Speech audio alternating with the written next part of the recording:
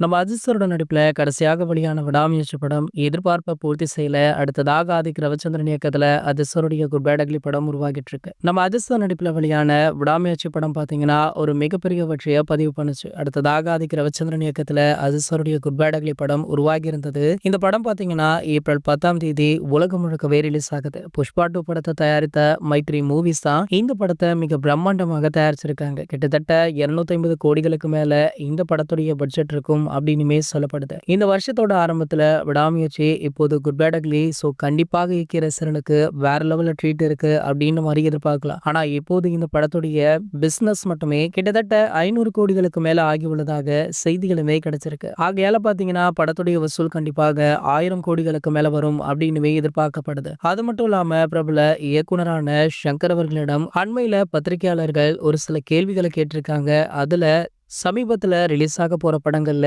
எந்த படம் மிகப்பெரிய எதிர்பார்ப்புகளுக்கு மத்தியில இருக்கு அப்படின்னு கேட்டதற்கு சங்கர் அவர்கள் சற்றுமே யோசிக்காம அஜித் சாருடைய குட் பேட் அக்லியா சொல்லியிருக்காரு. அது மட்டும் இல்லாம கண்டிப்பாக இந்த படம் 1000 கோடிகளுக்கு மேல வசூல் செய்யும் அப்படின்றதையுமே மென்ஷன் பண்ணியிருந்தாரு. ஆகையால ஏகே ரசிகர்கள் தற்போது உற்சாகத்திலுமே இருக்காங்க. அது மட்டும் இல்லாம ஏப்ரல் 10ஆம் தேதி எப்போதுடா வரும் அப்படின்னு காத்துட்டும் இருக்காங்க. இந்த படத்துடைய FDFS பார்க்க உங்களை யாரெல்லாம் அவளுடன் காத்துட்டு இருக்கீங்க அப்படின்றத கீழே உள்ள கமெண்ட் செக்ஷன்ல கமெண்ட் பண்ணிட்டு நம்ம சேனலை மறக்காம சப்ஸ்கிரைப் பண்ணிக்கோங்க.